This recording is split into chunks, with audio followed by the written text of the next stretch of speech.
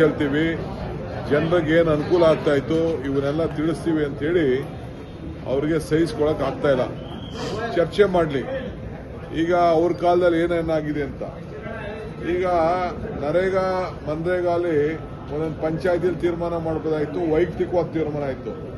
ಅವರು ಹೇಳಿ ಈಗ ಎಷ್ಟು ದಲಿತ ಕಟ್ಟಿಗೆ ಕೊಟ್ಟಿರ್ಬೋದು, ಎಷ್ಟು ಜಮೀನು ಮಟ್ಟ ಮಾಡ್ಬೋದು, ಯಾರ ಜಮೀನು ಮಟ್ಟ ಮಾಡ್ಬೋದು. ಅವರ ಸರ್ಕಾರದಲ್ಲೇ ಬಿಜೆಪಿ ಗೌರ್ಮೆಂಟ್ಗಳೇ ಇದನ್ನ ಇಂಪ್ಲಿಮೆಂಟ್ ಮಾಡೋಕ್ಕಾಗಲ್ಲ. ಇವೆಲ್ಲ ನಾವು ಬಿಚ್ಚಿಡಕ್ಕೆ ನಾವೆಲ್ಲ ದಾಖಲೆಗಳು ಮಡಿಕೊಂಡು ಕೂತಿದ್ದೀವಿ. ಸೊ ಚರ್ಚೆ ಮಾಡಿ, ಅವರು ಮಾಡಲಿ, ನಾವು ಮಾಡೋಣ. ಸೊ ಅದು ಬಿಟ್ಬಿಟ್ಟು ಡೈವರ್ಟ್ ಮಾಡೋಕ್ಕೆ ಲಾಸ್ಟ್ ಡೇ ಇದೊಂದು ಡ್ರಾಮಾ ಮಾಡ್ತಾ ಇದ್ದಾರೆ ಅಷ್ಟೇ. ಇಶ್ಯೂನೇ ಇಲ್ಲ. ನೇರವಾಗಿ ಯಾವ ತನಿಖೆ ಬೇಕಾದ್ರೂ ಕೊಡ್ಲಿ, ಯಾವ ತನಿಖೆ ಬೇಕಾದ್ರೂ ಆರ್ಡರ್ ಮಾಡಲಿ. ಅರ್ಥ ಆಯ್ತಾ? ಹಿಂದೆ ಹೇಳಿದ್ರಲ್ಲ, ಈಗ ಪೊಲೀಸ್ ಕ್ಯಾಂಪ್ದು ಅವರೇ ಹೇಳಿದ್ರಲ್ಲ, ಪೊಲೀಸ್ ಕ್ಯಾಂಪ್ ಯಾರು ಮಂತ್ರಿ ಕೂಡ ರಾಜೀನಾಮೆ ಕೊಟ್ಟಿದ್ರು? ಈಗ ಅವರೇ ಆಫೀಸರ್ ಒಪ್ಕೊಂಡಿದ್ರು, ಸ್ಕ್ಯಾಮ್ ಆಗಿದೆ ಅಂತ ಒಪ್ಕೊಂಡಿದ್ರು, ಜೈಲು ಕಳಿಸಿದ್ರು. ADGP ಪಾಪ ಹೋದ ಜೈಲಿಗೆ, ಈಗೇನೋ ಬಂದವನು ಅಂತ.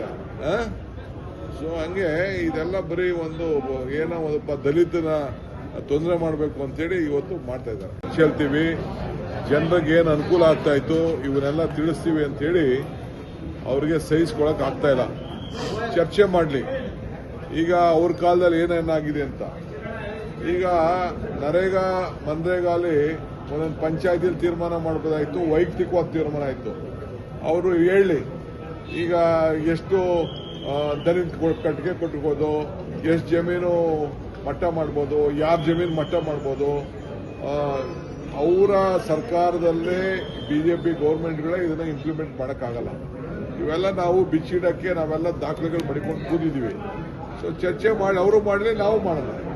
ಸೊ ಅದು ಬಿಟ್ಬಿಟ್ಟು ಡೈವರ್ಟ್ ಮಾಡೋಕ್ಕೆ ಲಾಸ್ಟ್ ಡೇ ಇದೊಂದು ಡ್ರಾಮಾ ಮಾಡ್ತಾ ಇದ್ದಾರೆ ಅಷ್ಟೇ.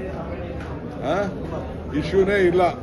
ನೇರವಾಗಿ ಯಾವ ತನಿಖೆ ಬೇಕಾದ್ರೂ ಕೊಡ್ಲಿ, ಯಾವ ತನಿಖೆ ಬೇಕಾದ್ರೂ ಆರ್ಡರ್ ಮಾಡಲಿ. ಅರ್ಥ ಆಯ್ತಾ? ಹಿಂದೆ ಹೇಳಿದ್ರಲ್ಲ, ಈಗ ಪೊಲೀಸ್ ಕ್ಯಾಂಪ್ದು ಅವರೇ ಹೇಳಿದ್ರಲ್ಲ, ಪೊಲೀಸ್ ಕ್ಯಾಂಪ್ ಯಾರು ಮಂತ್ರಿ ಕೂಡ ರಾಜೀನಾಮೆ ಕೊಟ್ಟಿದ್ರು?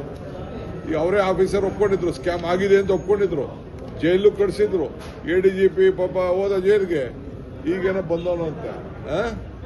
ಸೊ ಹಂಗೆ ಇದೆಲ್ಲ ಬರೀ ಏನೋ ಒಬ್ಬ ದಲಿತನ ತೊಂದರೆ ಮಾಡಬೇಕು ಅಂತೇಳಿ ಇವತ್ತು ಮಾಡ್ತಾ ಇದ್ದಾರೆ.